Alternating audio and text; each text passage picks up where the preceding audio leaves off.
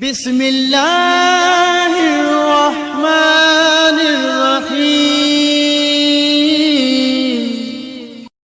अऊज़ु बिल्लाहि मिनश्शैतानिर्रजीम। बिस्मिल्लाहिर्रहमानिर्रहीम। अल्हम्दुलिल्लाहि रब्बिल आलमीन व सल्लल्लाहु अला मुहम्मदिन व आलिहि तय्यबीन ताहिरीन। अम्मा बाद फ़क़द क़ाला अल्लाहुल हकीम फ़िल क़ुरआनिल करीम। बिस्मिल्लाहिर्रहमानिर्रहीम। शहरु रमज़ान अल्लज़ी उन्ज़िला फ़ीहिल क़ुरआन। गुफ्तगू असांजी सहीफ़े सज्जादिया जी 45 नंबर दुआ जेका विदाए माह मुबारक रमज़ान जो उनवान सां आहे, जंहिंमें इमाम सज्जाद अलैहिस्सलातु वस्सलाम माह मुबारक रमज़ान खे अलविदा कनि था ऐं ख़ुदा हिफ़िज़ कनि था, उन जे सिलसिले में जारी आहे। ऐं उन सिलसिले में असां कुझु चंद जुमलनि जंहिंमें इमाम 20 सलाम जेके कया आहिनि उन्हनि मां कुझु सलाम असां उहे ज़िक्र करे उनजी वज़ाहत करे चुकिया आहियूं। अॼु कोशिशि कंदासीं इन नशिस्त में वधीक कुझु आराइ सां खे पेश कजे। मौला फरमाइनि था, अस्सलामु अलैका मा कान अमहाक लिज़ुनूब व अस्तरक लिअनवाइल उयूब। ए बाबरकत महीना, मुंहिंजो तो ते सलाम हुजे जो केतिरनि घणी मिक़दार में तो गुनाहनि खे महव करे छॾियो, ख़तमु करे छॾियो गुनाहनि खे। माह मुबारक रमज़ान गुनाहनि जे महव जो महीनो, तौबा जे ज़रिए, इताअत जे ज़रिए।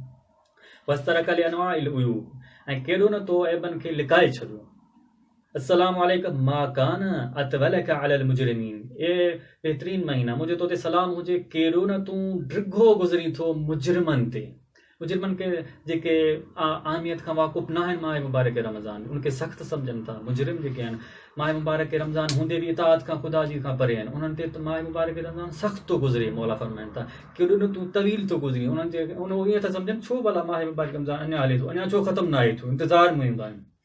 लेकिन उनजे मुक़ाबले वह अहयबका फी सुदूरिल मुमिनीन, लेकिन केॾो न तूं हैबतनाक ही मोमिनीन जे दिलनि में, मोमिननि खे ख़ौफ़ हूंदो आहे मतां तुंहिंजो हक़ अदा न करे सघूं, मतां माह मुबारक रमज़ान जो हक़ अदा न करे सघूं। मोमिननि जी इहा कैफ़ियत हूंदी आहे। अस्सलामु अलैका मिन शहरिन ला तुनाफ़िज़ुल अय्याम। ए उहे महीना जंहिंखे ॿिया ॾींहं जंहिंजो मुक़ाबिलो नथा करे सघनि, जे मुक़ाबले में न आहे, अहिड़ो बाबरकत आहे। अस्सलामु अलैका मिन शहरिन हुआ मिन कुल्ल अमरिन सलाम। ए उहो महीना जेको हर तरह खां, हर लिहाज़ खां, हर जहत खां सलामती वारो महीनो आहे, जंहिंमें सलामती आहे मोमिनीन जे लाइ।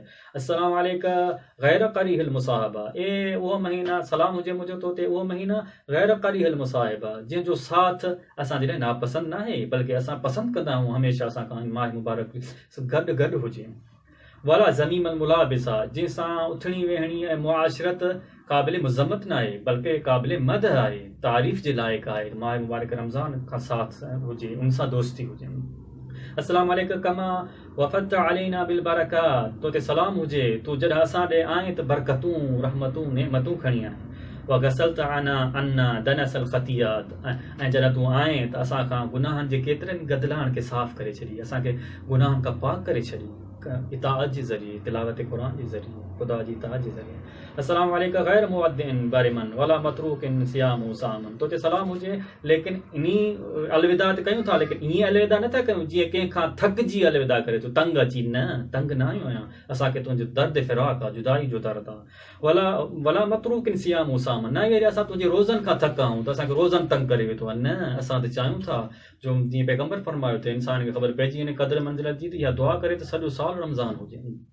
अस्सलामु अलैका मिन मतलूबिन क़ब्ल वक़्तिही व महज़ूनिन अलैहि क़ब्ल फ़ौतिही। ए उहो महीना सलाम हुजे मुंहिंजो तो ते जेको जंहिंजे अचण खां अॻु में ई असां उनजा तालिब हुयासीं, असांखे इंतज़ारु हुयो इहो मुबारक महीनो कॾहिं थो अचे। उहो महज़ूनिन अलैहि क़ब्ल फ़ौतिही, ऐं उनजे वञण खां पहिरियां गमगीन आहियूं त छा हाणे असां गमगीन हूंदासीं। बाक़ी एतिरा ॾींहं बचा आहिनि हिन जा, बाक़ी 10 ॾींहं बचा आहिनि, बाक़ी 5 ॾींहं बचा आहिनि, अॼु आख़िरी ॾींहुं आहे, लैलत ईद आहे, ईद वारी राति आहे, छा हलियो वियो अहिड़ो बाबरकत महीनो असांजे दरमियान, असां उनजे वञण खां अॻु में गमगीन हूंदा आहियूं। अस्सलामु अलैका कम मिन सूइन सरफ़ बिका अन्ना व कम मिन ख़ैरिन उफ़ीज़ बिका अलैना। मुंहिंजो सलाम हुजे तो ते उहो महीना तुंहिंजे करे केतिरियूं ई बुरायूं असांखां अलाह परे करे छॾियूं, तुंहिंजे करे केतिरी नेकियूं आहिनि जेके अलाह नेकियुनि जा फैज़ जारी कया असां ते, नेकियुनि जूं रहमतूं बारिशूं असांजे मथां नाज़िल कयूं, अलाह पंहिंजो फैज़ जारी कयो। अस्सलामु अलैका व अला लैलतिल क़द्र अल्लती हिय ख़ैरुम मिन अल्फ़ि शहर। तो ते बि सलाम हुजे, उन लैलतिल क़द्र ते सलाम हुजे जेका 1000 महीननि खां बहितर आहे, जंहिंमें इंसान मानवी लिहाज़ खां हिकिड़ी राति में 1000 महीननि जो मानवी सफ़र करे सघे थो, ख़ुदा ताईं पहुची सघे थो। नुज़ूल क़ुरान जी राति आहे जेका अस्सलाम वालेकुम मा कान अहरसना बिल अम्स अलैक। तो ते सलाम हुजे उहे महीना कल्ह असां तुंहिंजे लाइ केॾो न शदीद इंतज़ार में हुयासीं त कॾहिं तूं अची उहा अशद शौक़ना गदन इलैक। सुभाणे जॾहिं हलियो ईंदे असांजे दरमियान केॾा न तुंहिंजा मुश्ताक हूंदासीं, वरी कॾहिं तूं अची अॻे साल ताईं ख़ुदा करे असांजी हयाती हुजे तुंहिंजो दीदार करे सघूं अॻे साल वरी। अस्सलाम वालेकुम वाला फज़लिक अल्लज़ी हुर्रिमना। उन तोते बि सलाम हुजे महीना ऐं तोते उन फज़ल ते सलाम हुजे जंहिंखां तुंहिंजे वञण खां पोइ असां महरूम रहिजी वेंदासीं। वाला माज़े मिन बरकातिक सुलिबना। ऐं तुंहिंजी जेके बरकतूं गुज़री चुकियूं आहिनि ऐं जेके तुंहिंजे वञण जे करे असांखां सलब थी वेंदियूं उन ते सलाम हुजे अलाह। उन खां पोइ हिते सलाम बि पूरा था थियनि इमाम अलैहिस्सलाम जा। पोइ इमाम अलैहिस्सलाम दुआ था घुरनि ऐं अल्लाह का दुआ आहे त ॿ नुक़्ता आख़िर में तव्हांजी खे में अर्ज़ु करियां या ज़हमतूं तमामु कयां। हिकु इहो त इन दुआ खे इमाम सजाद अलैहिस्सलाम जी 45 दुआ खे जेका ऐं 44 इस्तक़बाल माह रमज़ान जी, 45 विदाए माह रमज़ान जी, ख़ासि तौरु विदाए माह मुबारक रमज़ान जी जेका दुआ आहे बहितर इहो आहे त इनखे अव्वल माह मुबारक रमज़ान में पढ़िजे ताकी ख़बर पए त मंज़िलत क़दुरु छा आहे माह मुबारक रमज़ान जी।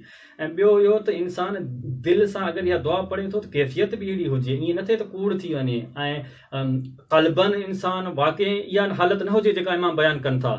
उलमा इहो था फरमाइनि त क़ल्बन अगरि तव्हांजी इहा दुआ कोशिशि कयो इहा हालत हुजे बि त पढ़ो त नाहे त पैदा कयो, न की ईअं त ज़बानी त इहा दुआ अदा कयो ज़बान सां लेकिन दिलि में उहा कैफ़ियत तव्हांजी न हुजे त कूड़ थी वेंदो। अलाह तबारक ताला खां दुआ आहे त जीअं इमाम अलैहिस्सलाम तारुफ़ कया माह मुबारक रमज़ान, इहे सभु असांजा फैज़ बरकतूं असांखे इन माह मुबारक मां हासिलु करण जी तौफ़ीक़ इनायत फरमाए। अगरि हासिलु न करे सघियाऊं त एॾी असांखे हयाती अता करे आईंदा माह मुबारक रमज़ान में इहे फैज़ हासिलु करे सघूं। अस्सलामु अलैकुम।